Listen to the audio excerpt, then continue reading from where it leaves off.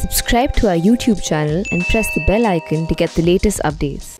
We have with us Jyoti Malhotra, who will be coming online, who is online and will be appearing before you shortly in a few minutes. Now, the topic for today is a very interesting one. China's post-COVID path to normalcy, parallels for India. And our speaker is Mr. Santosh Pai. He has a very unique history. He is qualified both in Indian law and Chinese law. He is a partner of Link Legal Associates. And he spent many years working in China as well as India, working in China for Indian companies as well as Chinese companies, and vice versa.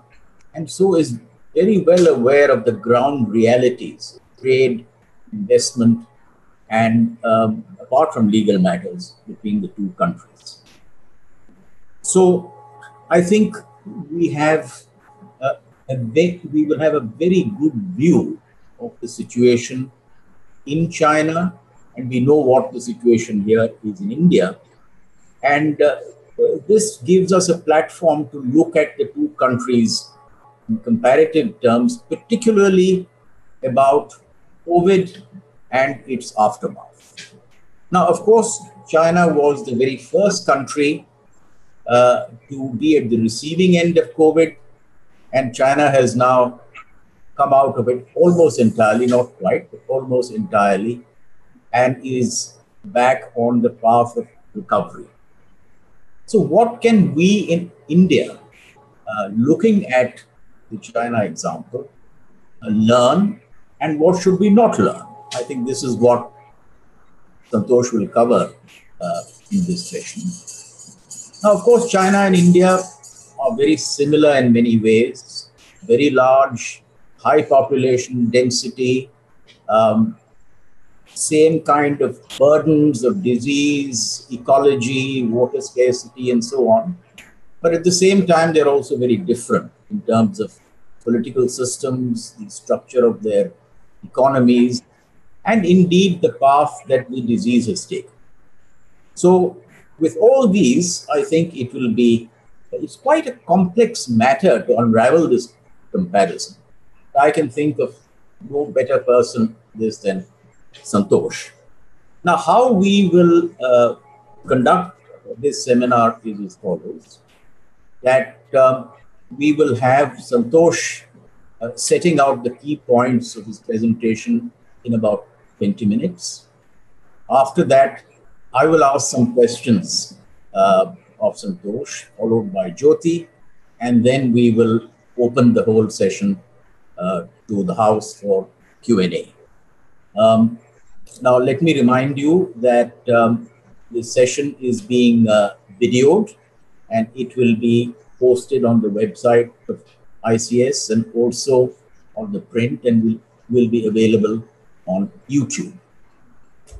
So, having said that, I think let me now turn to Santosh.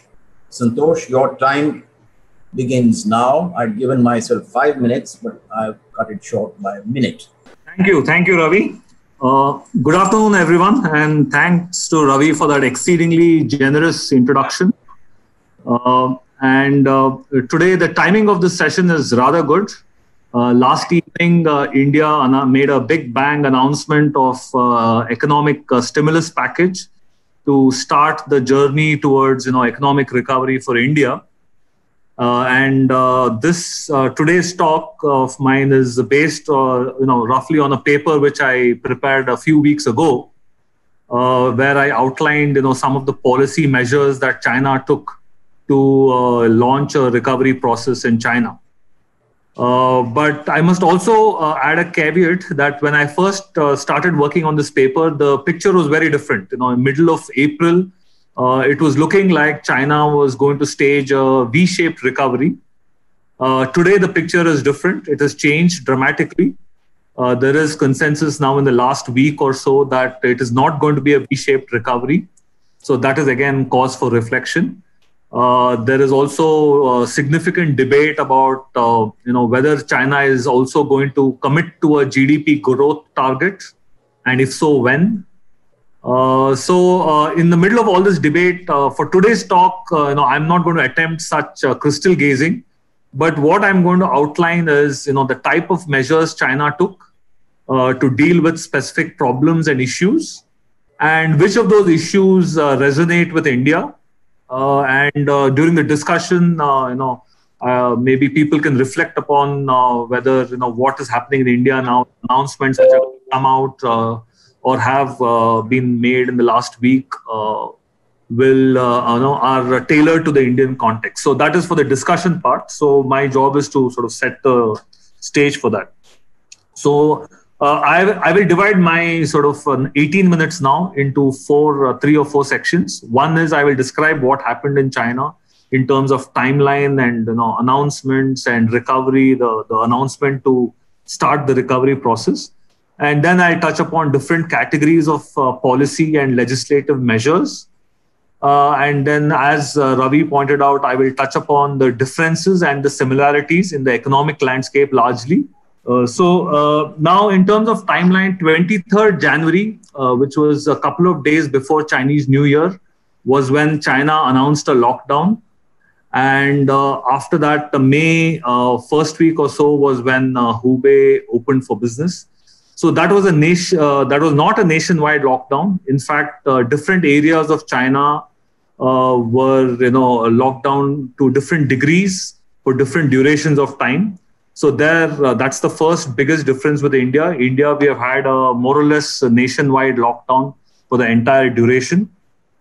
And the next important date for China was 15th of February, when a speech made by Xi Jinping purportedly made by Xi Jinping on February 3rd was disclosed. And it contained a call to action for the entire industry to resume economic activity. And after that, for the next 2 or 3 weeks, I think with varying rates of success, private enterprise and the SOEs, the state-owned enterprises, started resuming work. And the next significant announcement was on 1st of March, when the regulator for the state-owned enterprises announced that 91.7% of SOEs, which are about 80,000 companies controlled by the Chinese government, had resumed economic activity. So that was a big milestone. But I think private enterprises, even now, there is a lot of discussion about whether it is 50% or 60% resumption of economic activity, and it's difficult to put a certain number on that. So that has been the timeline. Now coming to the category of measures China took, the most important, of course, were the fiscal and monetary measures, which were undertaken by the central bank, People's Bank of China, in a series of actions. They reduced the ratios, required to be maintained by individual banks. They did reverse repo auctions. And they also freed up some credit on certain focus sectors. And the second category of measures that were taken were solely focused on resumption of work, which meant they included protocols for workers to come back to their workplaces. They included guidelines for the type of geographical areas in which factories could resume without any approvals, or in other areas where factories required specific government approvals. They also included protocols for screening which type of workers coming from which areas can resume work immediately, which of those workers required some kind of a quarantine, and how will these workers, how will social distancing be implemented within the factories and workplaces, and how many health checks do they require, so on and so forth. So all these protocols were put in place well before they made announcements to start economic activity.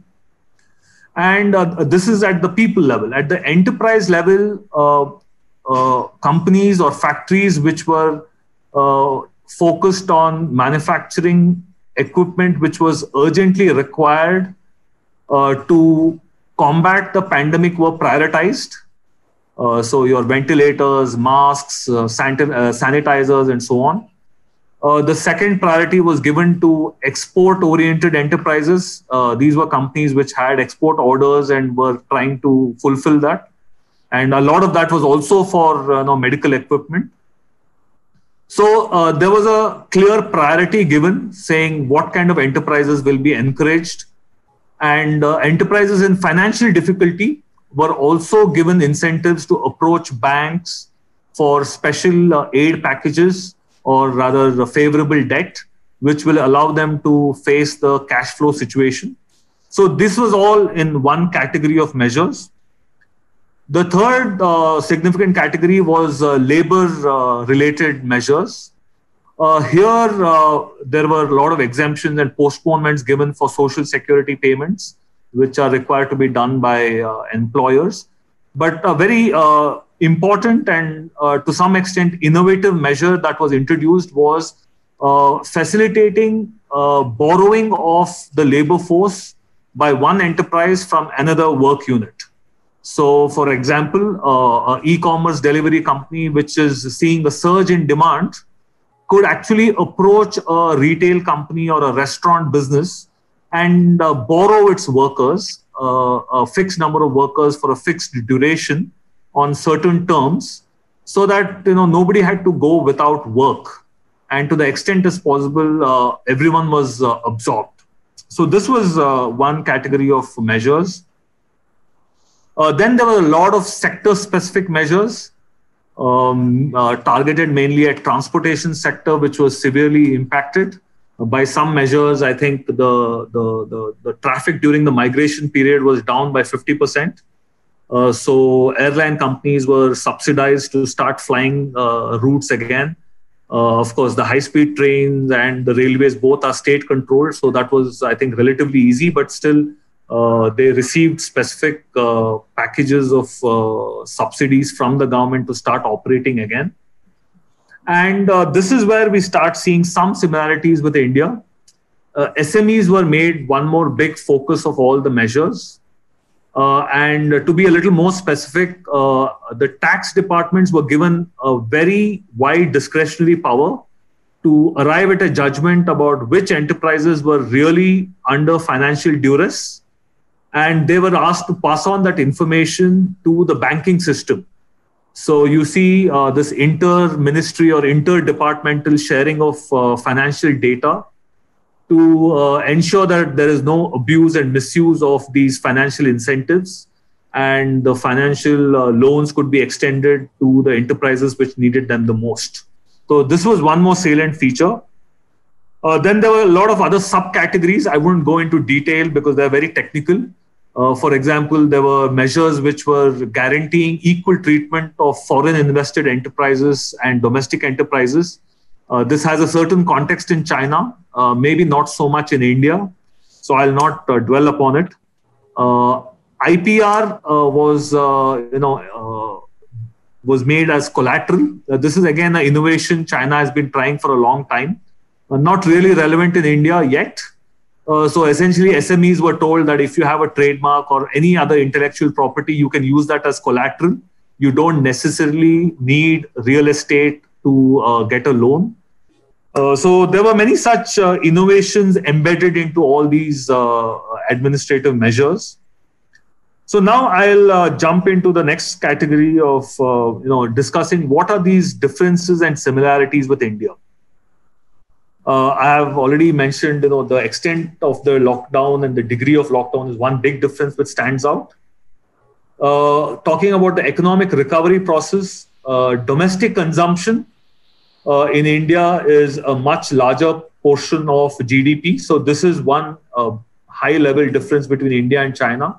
China is a far more export-driven economy. So obviously the recovery will look very different because of this, because most of the world is still reeling under the impact of this pandemic. Another significant difference is that 30% of the economy in China is state-controlled. These are the SOEs. This is a significant difference with India, because this allows the government in China to actually start economic recovery by directive, rather than waiting for private enterprise to start on their own. They can just ask these companies to start functioning, to start production, to for the workers to resume work, so on and so forth. This lever, unfortunately, India doesn't have. In India, mostly it will be up to individual entrepreneurs and private companies to start this recovery. The next major difference, which has come into focus in the last week or so, is flexibility of labor laws. In China, the labor laws are known to be very flexible. And during this recovery process, also this has come into the forefront. A lot of enterprises in China have been given a free hand to negotiate with workers any type of flexible arrangement to avoid permanent layoffs or retrenchment. So this includes things like flexible rotation working arrangements, so that some workers work for 2 days a week, 3 days a week by rotation. Reduced working hours. People have been encouraged to take their quota of accumulated leave. So they have been actually given a lot of flexibility. Anything that is short of firing workers has been encouraged, and on mutually agreed terms between workers and factories. So this is actually a very big sign of how they're managing job losses and sort of dissatisfaction among the workers. Another one is the fact that China had already started this trade war with the US, had already given some momentum, but this has now become very focused on domestic consumption. So there are a lot of measures in the last few weeks which China has implemented, which focuses on domestic consumption, mainly in the rural areas, because the urban areas in China are already, their consumption levels are already pretty high, relatively speaking. So the focus has been on rural areas. Companies are being encouraged to go into the hinterland to replicate their business model, to offer their choice of goods and services to the rural market, and so on and so forth. Now this is sort of the overview. Now, where are the biggest parallels for India? To my mind, the two big categories are: one is the situation of the migrant workers, and second one is the situation of the SMEs.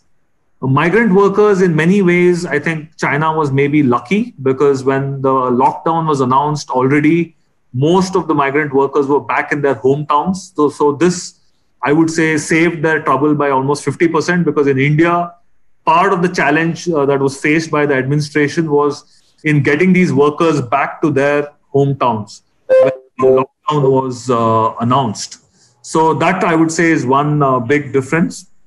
And what is difficulty of enterprises? This is one more topic where China has now given a lot of clarity. They have delicately indicated that SMEs and other private enterprises are encouraged to absorb at least 80% of the workforce compared to their pre-corona situation. And in fact, last 2-3 days ago, there was an announcement by SASAC that any SOEs which think that their financial targets will not be met for this year need to submit a report before the end of June. So this is again one indication that China is still not fully, prepared to stage an economic recovery. In fact, many more measures might still be expected, especially, the two big meetings are happening next week in China. So maybe after that, maybe towards the end of June or July, maybe that is when actually China will get a good sense of how much of a challenge this economic recovery will be. So far they have done what they can in very small bite-sized pieces, no big bang reforms. And the second category where I found a lot of parallel is the SME situation, which I already touched upon. Well, I pulled out some statistics, and it looks that there's a lot of similarity. SMEs in China contribute about 60% of GDP and 80% of jobs. But the definition of SMEs in China is very, very different from India.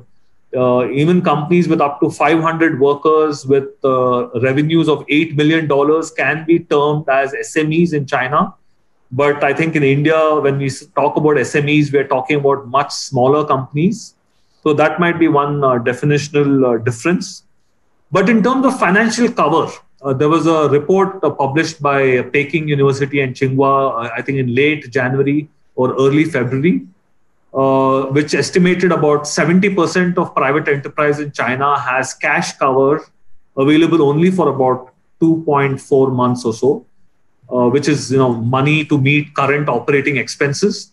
In India, there is no authoritative study yet, but I think the number is very similar, if not worse. So this signifies neglect of the SMEs in both countries. I think even in India, the percentage of lending for SMEs is only about 16%. So equally in China, credit is largely given to state-owned enterprises, which are considered as A++ borrowers. So SMEs really get a very raw deal. So this crisis has changed a lot of this focus. So these are the sort of two similarities. Now, before I end in the next 2-3 minutes, I will touch upon a few India-China themes.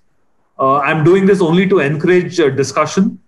One thing that has emerged in China in a large way is the digitization of certain businesses and also the use of data.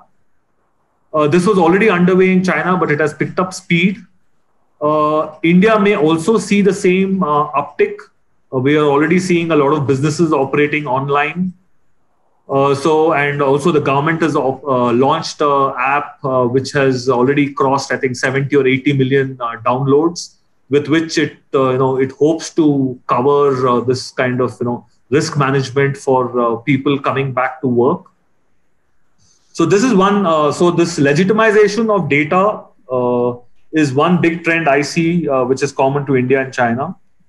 Now, the next issue is a little controversial, which is China's decoupling from the US and the West, whether this creates opportunities for India. In the long term, definitely, I think there is some opportunity. In the short term, it remains to be seen because we're talking about supply chains moving from China to India. So we will have to see how much of that will materialize. Domestic consumption is one big issue. So Gavikal Dragonomics, I think few of you might be familiar. It's a very leading source of research in China on economic issues. 2 days ago, they came out with a report which said that China actually has excess infrastructure in terms of 5G and these kind of big ticket items. So there's not really much headroom available for China to make more investment to boost the economy in the short term. In fact, what is happening is they need to find ways to utilize the existing capacity of infrastructure, which has been created in the last 5 to 10 years. So this causes a lot of worry, because normally the instant reaction of China would be to spend more on these kind of big ticket infrastructure. The last point here I would touch upon is FDI and the suspension of labor laws. It looks by all measures that India is now embarking on some form of Make in India 2.0. It has abolished labor laws in a few states, and many more states might also follow suit. So this is all a flashback to what China did 25, 30 years ago, when they started attracting foreign direct investment.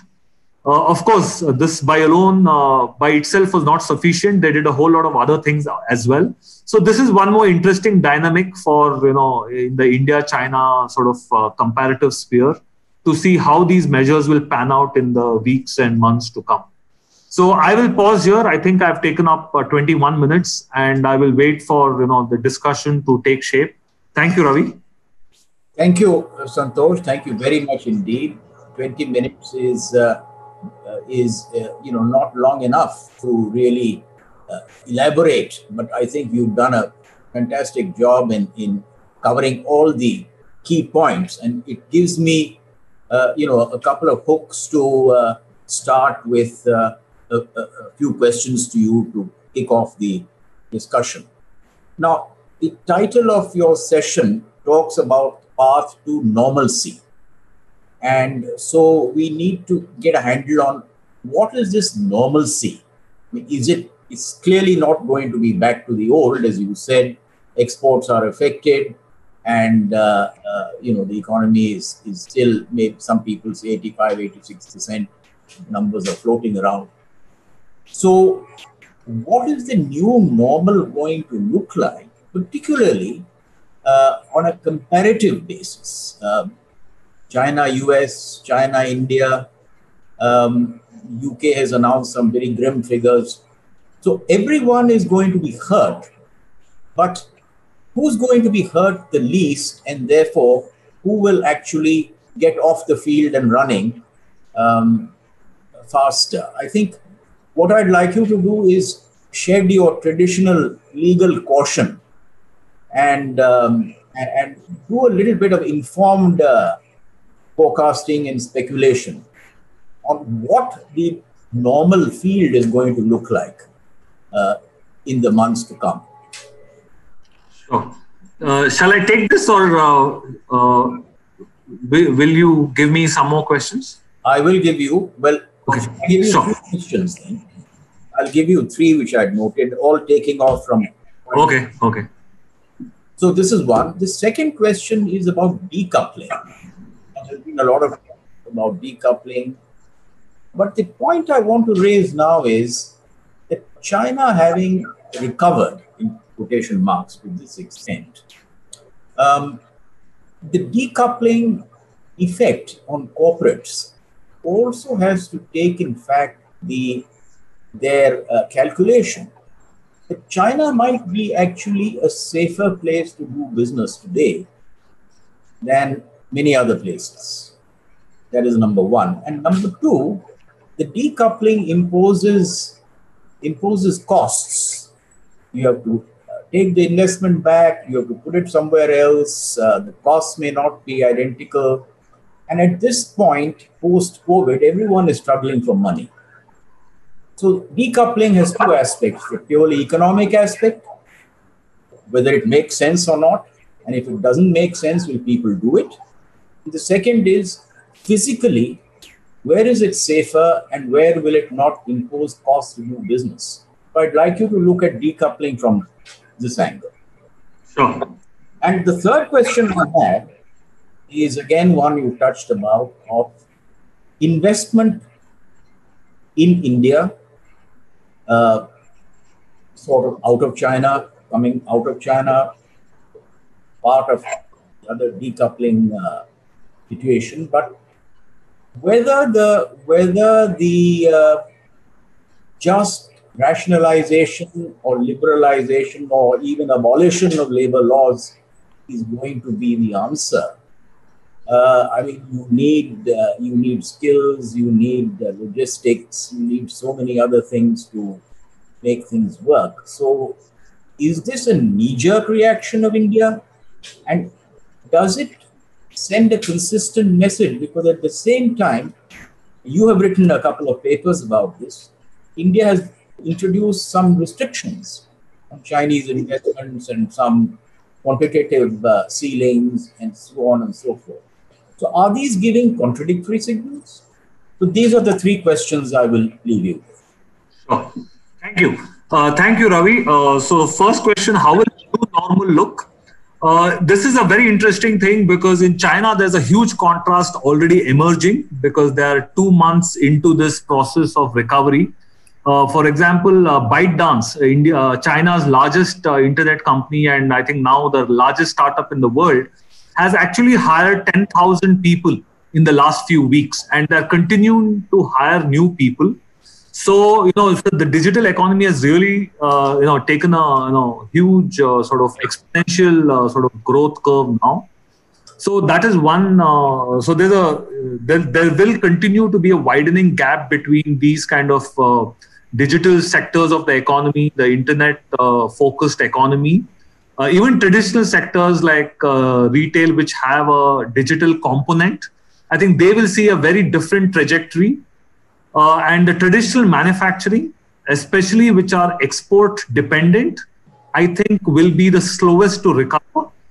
Because if any business in China is predominantly focused on the domestic market, I think their recovery will be slightly faster, because the Chinese government is distributing cash vouchers and so on and so forth to encourage domestic consumption.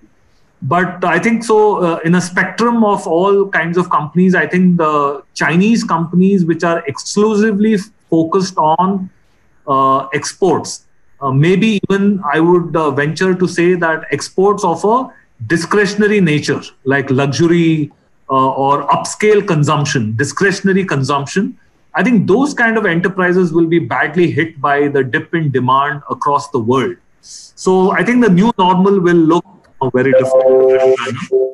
Now, coming back to the decoupling, I think, yes, in a very ironic manner, foreign investors today in China might actually be treated very well so that they don't leave China. And if any American company, for example, because US has been a big votary of this move away from China, if they do try to leave China, I think there will be a lot of resistance they will face. They will have to overcome a lot of challenges, because in many ways the same companies will be dependent on the Chinese market. They will have other supply chain linkages in China. So exiting China will be, the cost will be very high. Even if, assuming even the economic cost makes sense of moving away from China, there will be what you can say as artificial costs or barriers which will be erected, which will be difficult to overcome in the short term. So in many ways, yes, I think foreign companies today, if hypothetically, if any foreign investor was to go to China, I think they would be treated very well, because today China needs to sort of preserve its place as a recipient of FDI, which has been declining for the last several years, but this is a major concern for China. Your third question about FDI coming into India, well, I don't think it was a knee-jerk reaction, in the sense that nobody would have expected such a measure, because everyone knows that one of the major pain points for FDI in India, along with labor, is land, taxation and labor. So these are the three main complaints that foreign investors have. So in that sense, it was not completely unforeseen.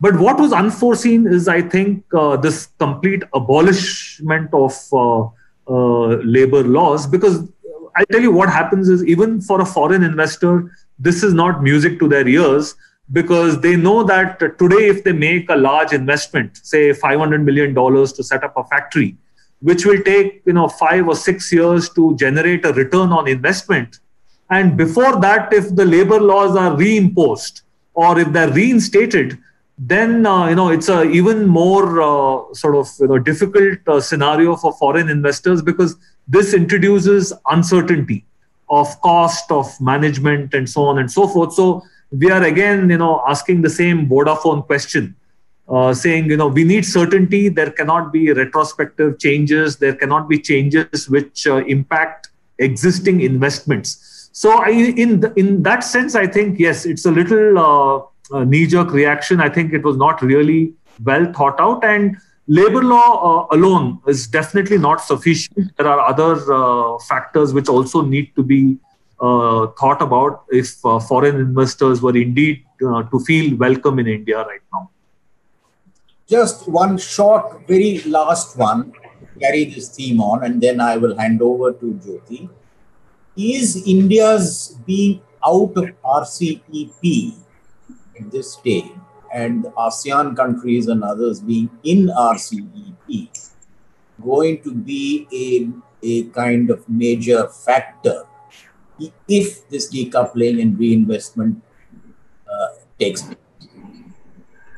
Very interesting question, because when I thought about RCEP, a couple of weeks ago, what came to my mind is if India had signed on to RCEP, what would have happened is the recovery for China, for Southeast Asian countries, and all the other signatories of RCEP would have been a little easier because India is a great source of demand.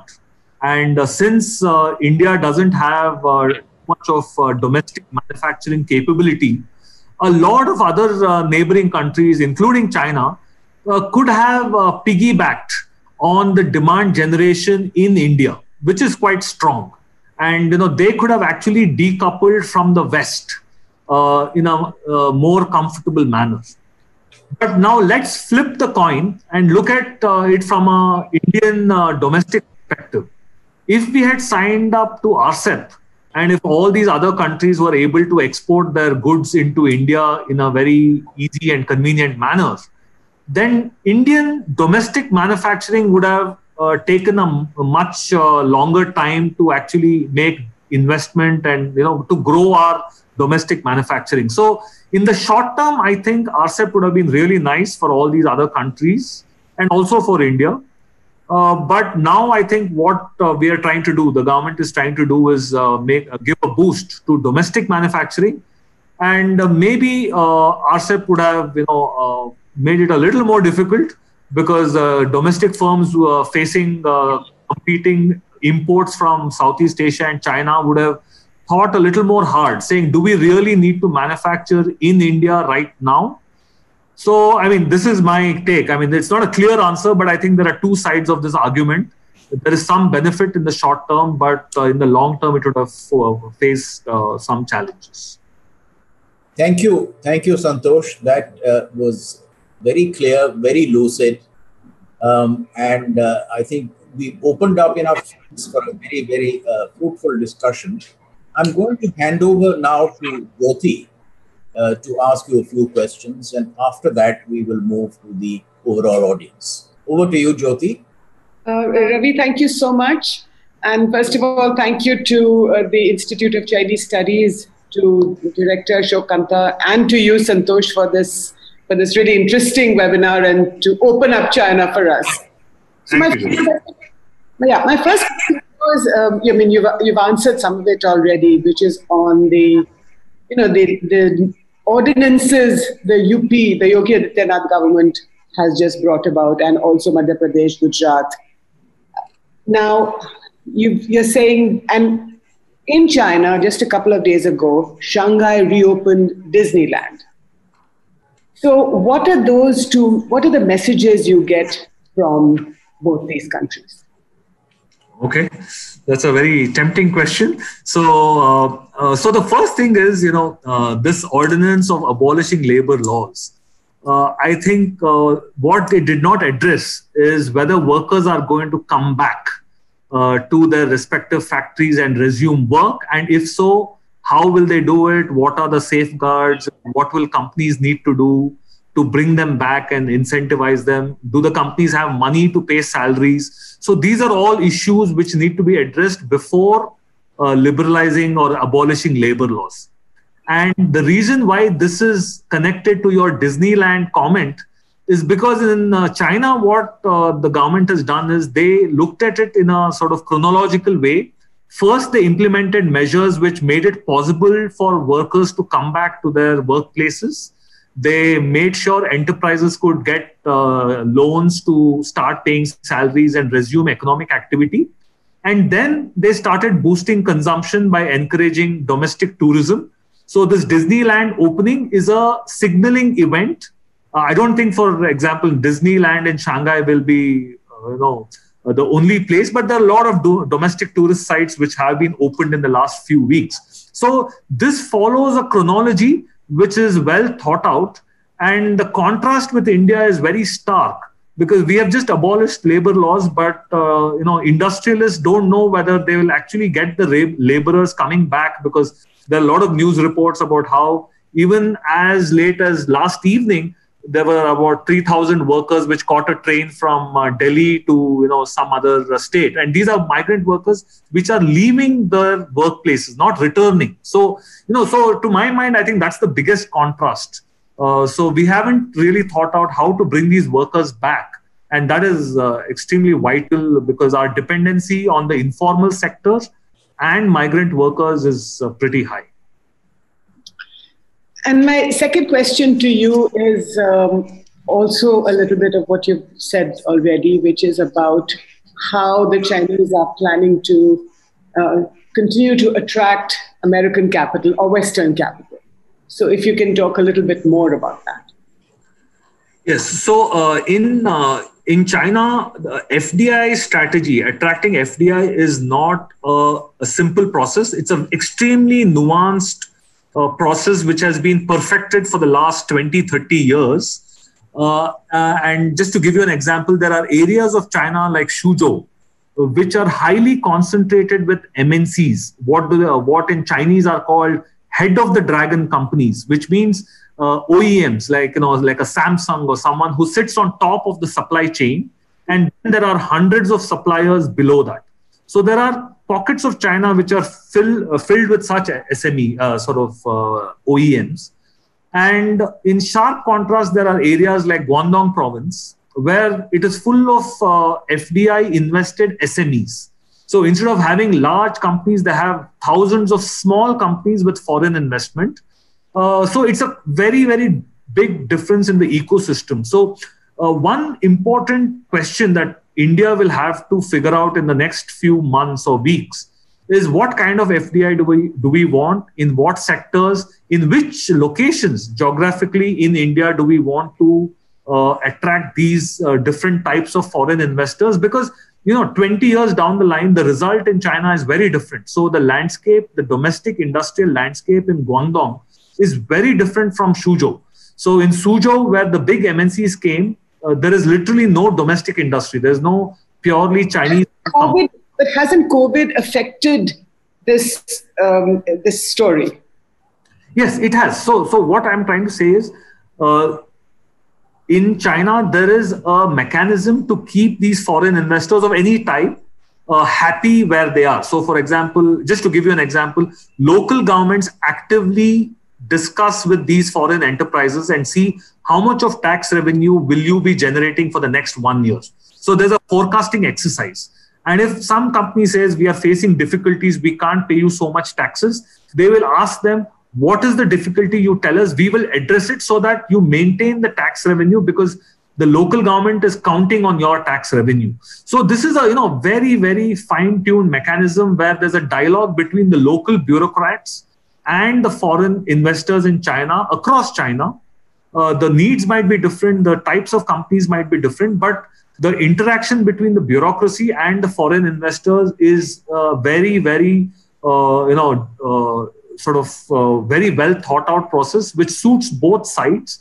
So that is the reason why when I see reports of FDI quitting China in a hurry, I find it a little difficult to believe, because these are very deep relationships, and for both sides, it's not going to be easy. And my last question is about Xi Jinping. How does the COVID crisis impact his power? And if what you just said, that American capital or Western capital is not going to leave in such a hurry, despite whatever Trump is saying, then there may be a new hegemon in town. Well, again, politics is not my forte, but from an economic standpoint, I think what is very clear is that Chinese nationalism will grow. The role of the state in industry will grow because of the COVID-19 crisis. Foreign investors, whether American or others, will be incentivized to stay in China. But of course, if the domestic pressure on an American company is much higher than there need to be in China, we might see some exits. We might also see some governments like Japan actively, picking up the cost of relocating certain industries. But I think the Chinese government will do all it can to retain this foreign investment. And at the same time, they will ensure that Chinese tourists don't go abroad as much as they used to. And they boost domestic tourism and domestic services industry. They will not import foreign products, and they will consume more of local products. So I think the government will do its best to make all the foreign companies struggle which used to count on their prolific growth in the Chinese market. So this growth will not be easier. Thank you so much. Thanks a lot, Santosh. Back to you. Thank you, Jyoti. Thank you, Santosh. Let me open to the floor and hand it over first question to Ambassador Suresh Goyal. I'm unmuting you. So over to you, Suresh. Thank you very much, Ravi. I thought I put the question on the chat box and you could ask it. Now, we know that India has put in certain restrictions on investments from China into India, from all the neighboring countries, in fact. And similarly, with the financial difficulties coming, it's possible that there could be new dispensation, both for the trade and the investment regime. Against that kind of a background, how do you see the Sino-Indian trade and investment relationship evolving in the near future in this post-COVID area? Right, Santosh? Okay, sure. I was thinking one more question, but fine. So yes, so the recent move by the Indian government to screen and require government approval for Chinese investment has impacted sentiment in a big way. Chinese investors are terming this as a discrimination by the Indian government. Although this legal fiction of making it uniformly applicable to all the neighboring countries with a land border was done. But I think there is no doubt in the minds of the Chinese investor that this is a discriminatory move against Chinese investors. So sentiment has been impacted. Now, I think the final judgment on this will be clear in the next few weeks or months, because what can happen is we are seeing a slow line of applications developing for FDI approval from Chinese companies. And if Indian government makes some relaxations or gives some fast track approval to most of the Chinese investors, then I think the long-term impact will be minimal, because Chinese investors always expect some scrutiny. So a single approval requirement by itself, if it is administered in a smooth way, will not be a hindrance. But if, to the contrary, if it takes weeks and weeks to give approval to even the most simple Chinese investment proposal, then it will become a serious issue. It can be escalated to the level that there might be reciprocal measures against Indian companies in China. So that is a worst case scenario. But so far, I think, especially given the recent steps of India trying to attract more FDI, most stakeholders are expecting the screening process to be just that. It's a screening process. Information will be collected, but very few cases will be refused approval for foreign investment. And maybe 90 to 95% of the industrial sectors in which Chinese investors want to invest will be, permissible with approval, with some screening mechanism. And on trade, it's very interesting that the last few weeks, I think there was an intense effort from the Indian side to procure PPE equipment, material from China. Some of it was procured, and then the quality was found to be substandard. And there was some controversy on that. The Chinese side was saying the quality control tests were not conducted properly, and so on and so forth. And last evening, I think the Prime Minister in a speech remarked that actually India has ramped up production of these supplies in India. So I think trade is a similar issue. If India is able to quickly stimulate the economy and ramp up domestic production, it's a beautiful opportunity for us to actually reduce some of that trade deficit with China. But if all the measures that Indian government is taking doesn't really help, and our domestic manufacturing doesn't take off, then you might actually see demand for Chinese products growing and the deficit expanding. So, this is something to be observed in the next few months. Thank you. Thank you, Santosh. There are two very interesting questions relating to the rural economy by Professor Mohanty and Bija Nair. So I'll just paraphrase them from the chat. Yes, yes. He asks that if there are a large number of workers who are in the villages and reluctant to come back or not possible to come back, then is the government thinking of using them in some form of rural economy revitalization?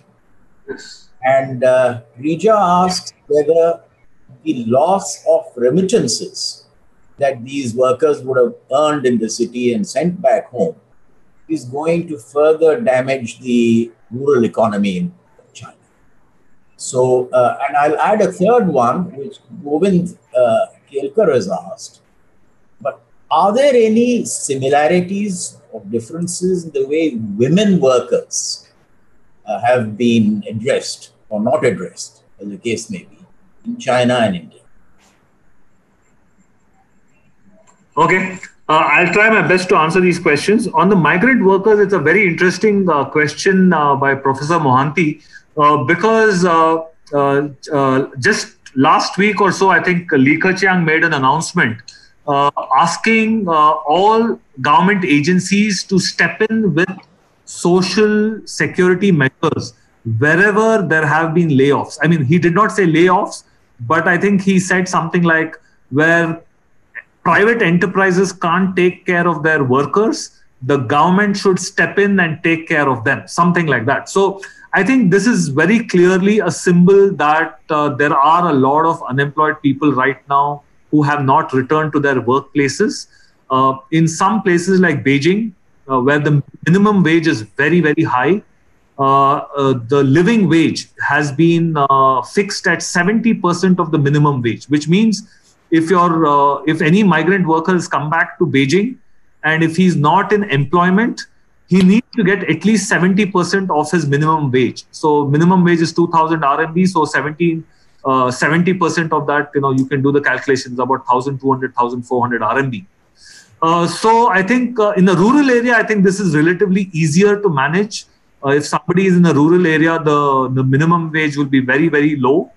And to pay maybe 40, 50 or 60% of the minimum wage as a living wage will be easier.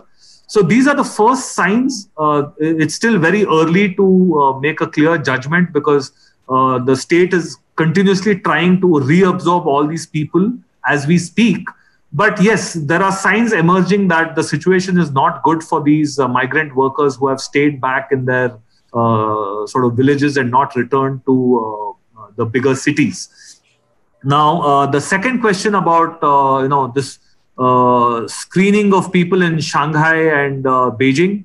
Yes, there have been pockets in many urban cities where new cases have emerged, but it's difficult to rely on this kind of data because sometimes they have highlighted it as international travelers who are coming back to China and bringing the virus back. So it is likely that because big urban centers in China have seen a lot of returning workers, there will be some small hotspots or second wave of virus spreading there. But what is definitely being done is the measures taken to screen people. I think I've been hearing from friends that any restaurant or any public place like a shopping mall, before you enter, you need to show your QR code and it has to be green in color if you have to even leave your apartment complex in some cases. So there are these kind of measures which are being implemented to contain the possibility of a second wave. And your third question on women workers. This is again a very interesting question because for a long time China has prided itself as safeguarding women rights and the right to work, or even in the place of employment, the type of rights given to women workers. Mao said women hold half the sky up and all that. So I haven't seen any commentary focused on women workers coming back as a separate category of workers. But one thing I think, not just for China, I think for most places in the world now, since working from home has become a new normal, I believe that this is going to work, in the favor of a lot of women who are otherwise unable to get jobs merely because they could not stay in a workplace for 8 hours or 10 hours. So flexible working, working from home, these have become completely normalized after this COVID-19. And this, I think, will go a long way in improving the chances of employment for women in a variety of sectors, which have now understood that you don't need to come to an office and sit for 10 or 15 hours every day in order to hold a job, and people can discharge their responsibilities remotely. So this is one observation, but otherwise, I'm sorry, I have not noticed any specific measures or, reportage of women workers. Thank you, Santosh. Can I go now to Ambassador Kishan Rana? This question relates to the V-shaped recovery or U-shaped recovery. And there's a similar question from Ambassador Sajjanha. Why should it be a U-shaped recovery? But let me turn to Ambassador Rana. Maybe he can phrase the question better if he had some nuance to it. Could you unmute yourself, Kishan?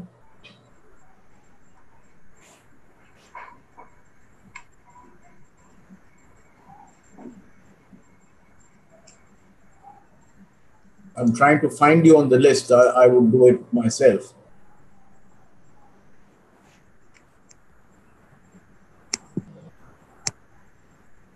No, then I will just leave the question there, Santosh. These two questions related to why is it a U-shaped recovery? Why not a V-shaped recovery? After all, it's been an early kind of coming out of the situation. Why is, an additional point Ambassador Sajjanha has asked, why is the Chinese stimulus so low at 3.8%? Sure. So let me answer that question about V-shaped or U-shaped. I think the expectation of a V-shaped recovery came into the press in April because the PMI index, which is a survey, it is not actually data in that sense, but it is a survey reported a V-shaped recovery. The recovery in the PMI number was, I think, 51, 52%. And that made people feel that it is going to be a V-shaped recovery. Now, the people who are talking about a U-shaped recovery now are looking at other indicators like, coal consumption or traffic and pollution and so on and so forth, which are indicators based on actual economic activity, and also, statistics like transportation and so on. And for private enterprises, I think because of financial difficulties and lack of demand, they have not been able to resume economic activity, and they are stuck somewhere between 50 to 70%, whereas maybe the state-owned enterprises can actually make 90% recovery. So I think this is where the source of this V versus U is emerging, because the expectation of a V was based on a survey of purchasing managers. And why is the Chinese stimulus so low? As I briefly mentioned, I don't think we have seen the complete stimulus package of China yet, because China is still trying to get a sense of how bad the recovery is going to be, because most of the recovery, if they expect the recovery to be helped by export demand, it's still too early to make an estimate. Maybe, in a couple of months when the US and Europe come back to some sense of normalcy and come out of lockdowns and so on, maybe that is a good time for China to take stock and figure out what kind of stimulus package will be sufficient. So, or it might just continue making smaller announcements without any big bang announcement. And the research I pointed out, which says that there is very little scope for domestic stimulus in terms of infrastructure spending, might also be one more reason why they are not really clear what kind of a stimulus package is required, because the easiest one is to just announce a lot of domestic spending by the government, but there is very little scope. Beijing, in fact, opened its new airport late last year in November, December, and before it could even start functioning, I think the COVID crisis came. So I think the scope for infrastructure spending in China is quite low. So the only thing that the Chinese government is doing is boosting domestic consumption, and that doesn't require any major big announcements. So they're distributing these cash vouchers and trying to manage it at an enterprise level by making sure not too many job losses are happening. So I think that was the question. Thank you, Santosh. Let me now turn to our director, Ambassador Ashok. He has been waiting very patiently. I think he has a couple of questions. Over to you, Ashok. Sure. Thank you, Santosh, for an excellent presentation on a very complex subject, something which is really breaking a story, because we don't know how exactly this path to normalcy in China will pan out. I have couple of questions. One question is about how this process is managed by the central authorities and provincial authorities in China. India, both the lockdown as well as resumption of economic activities, is center which has taken the lead, and most directives have come from center. And states do have some space available, but by and large, they have to follow the lead of center. What's the process like in China? Have the provincial authorities, local authorities got more space in terms of resumption of economic activities? That's one. My second question is, China has an advantage in relative terms because it was the origin or the initial epicenter of COVID-19. But it also became the first major economy to resume its economic activities, whereas others are still struggling with major impact of COVID-19. How long do you think this advantage will last? Does it give China a long-term advantage, or it's something transient which will be eroded with passage of time? Okay. Thank you, Ambassador. I'll answer both your questions. The first about the central versus provincial. So the earliest measure which happened, I think the announcements in the first week of February were all done at the state council level.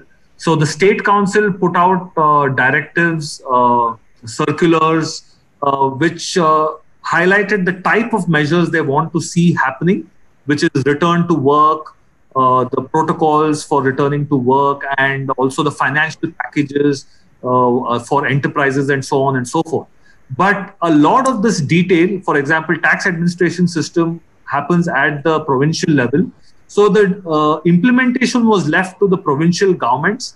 And similarly, the resumption of economic activity, which is a very important contrast with India, was left to the provincial government, because the central government in its announcement said that it did not talk about the lockdown. It talked about the targets for this year have to be met. So the terminology was that you need to do whatever you can to resume activity, except for the Hubei lockdown, which I think was maybe discussed at the central level. Most of the other provinces, they had 4 levels of emergency, and each provincial government, I think, had a large leeway in determining which are the hotspots, how do they resume work, what level of emergency do they activate or deactivate. So I think it is very much a decentralized process, I would say. The central government has not been very hands-on in regulating how enterprises receive incentives, how the labor situation has to be managed, because these are all topics where the provincial government has a very large discretionary power. And the second question on the long-term impact, I think the long-term impact on China is that their export dependency will have to be reduced. How well they do it remains to be seen. Whether China will emerge stronger will be determined by how quickly they reorganize their industrial sort of structure and how much of domestic consumption they are able to stimulate. It can also be a halfway house, because I have recently been in some conversations where there is talk about Chinese companies depending heavily on the Southeast Asian countries. which they consider to be culturally similar to the Chinese, as a sort of a closer market area for their future activities and market initiatives. So maybe that's a hybrid sort of combination where there will be China plus the neighborhood countries, which will boost demand for Chinese companies rather than exclusive reliance on the Western economies. So I think whether it's a permanent advantage will be known only how well this transition is managed. Thank you, Santosh. We are rapidly approaching the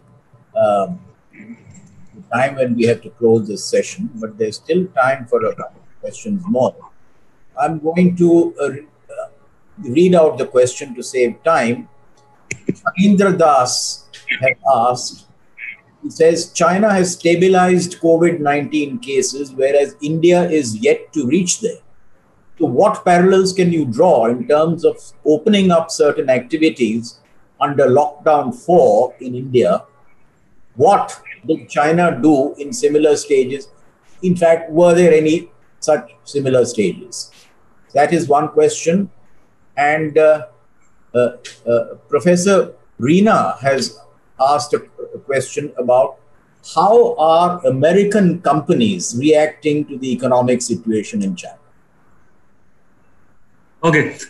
So stages of lockdown, I don't think China had so many stages of lockdown. There, each province followed a different trajectory. So Wuhan, Hubei province was locked down for the longest time, but other provinces resumed earlier. So there is not really a parallel there, but what they did, I think, is very similar to what China is doing. For example, access-controlled industrial areas in India have received a green signal to resume economic activity. In China, coincidentally, most of these factories are in industrial zones, which are access-controlled. And one big lesson maybe for India is that these systems of dormitories for industrial areas, which are very commonplace in China, have played a major role in allowing them to resume, because the biggest challenge is getting the workers from their hometowns to the workplace location. But once they come back to the factory, they are always going to be in a state of quarantine, because their dormitories are actually situated right next to the factories. Now, this is a big contrast with India, because in India, we have multiple problems. First, we have to incentivize the workers to come back and resume work. And even after they resume work, there will be a daily movement in and out of these industrial areas, because we don't have these kind of dormitory systems.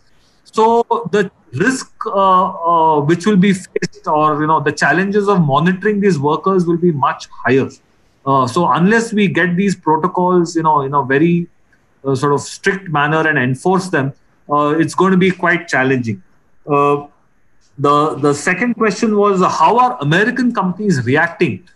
Well, interestingly, I haven't seen any American company make a statement about their intentions in China, because it's mainly been the administration making all these statements about decoupling. But this is a very difficult, because most of the Fortune 500 companies have very deeply entrenched supply chains in China, and if any one of them speaks up and says that yes, we do plan to go away from China, that is just not going to happen. So my sense is American companies right now will be planning what they will do in 2 or 3 years, when their existing manufacturing capacity is fully utilized and they want to invest in further expansion. At that stage, definitely they will take into account this decoupling as a factor, and they might start looking for alternative sites. But this case of winding down their investments in China and exiting China, I don't think either any American company will plan to do it immediately, or make any announcements to this effect, because that the cost of doing that is pretty high. Thank you, Santosh. I'll give you the last pair of questions on investment. Paulomi Mitra asks, how does the scenario for early stage startup in India, which is looking for Chinese investment, look like? And Hemant Adlakha has a similar question, that industry representatives want the threshold of Chinese investment increased to 25%. How likely is that? Okay. This is both of them are very good questions. In fact, there's a long list of questions which we submitted to the Ministry of Commerce after the press note, and these are some of the questions at the top of the list. So the first thing is for startups. I think startups today in India have become a major generator of jobs, and it's unlikely that the government will do anything to impact them in a big way. And they require frequent rounds of funding almost every quarter or every month. So I think they have already lobbied the government in the next few weeks. I don't know whether it will happen by announcement or just by practice, because this is something we can't predict. But it is almost certain that there will be some kind of a fast track process or a relaxation for such kind of scenarios where there is a dire need for funding and there's a commitment from a Chinese investor to make a funding. And if that funding doesn't come through, there will be immediate loss of jobs. So for certain situations, I think there will be some exceptions. And in the long term, I think there will be some clarity. It might well happen that there will be certain areas which will be identified as sensitive. And this, I think, even Chinese investors will understand.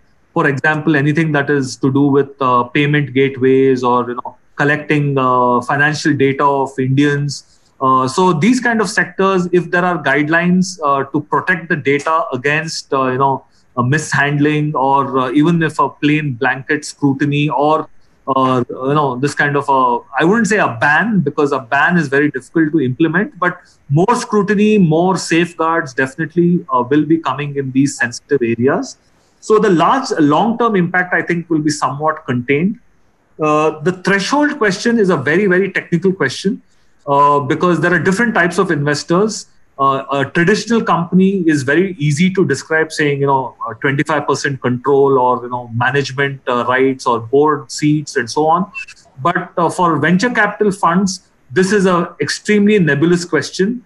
If they have 100 limited partners and half a dozen partners, and they come from all over the world, and the fund is set up in some jurisdiction like the Cayman Islands or BVI or something, it is very difficult to attribute a certain nationality to a pooling vehicle, a fund which pools money from multiple investors. So this is a technical question for which there is no clear answer. So they will either have to come into a registration process where they say that all venture capital funds from China or with some China linkage apply for registration. And once they get registration, they can make as many investments as they want. So there will have to be some kind of a technical solution found for these investors. Thank you, Santosh. There are only a couple of minutes left, and I think that everyone in the audience will agree that this has been a very, very stimulating session. Thank you, Santosh, for your presentation and for answering all the questions in such detail while sticking to the time limits. I have tried to cover as many questions as possible as have come in the chat box and tried to amalgamate a few, but there are still a few unanswered questions, which my apologies, but I think maybe you would like to take it up separately with Santosh, and I'm sure he'll be happy to answer them. With that, may I thank Santosh and thank all of you, and thank the director and the Institute of Chinese Studies to bring this seminar to a close. Thank you indeed. Thank you, Ravi. Thank you. Thank you, everyone, for attending.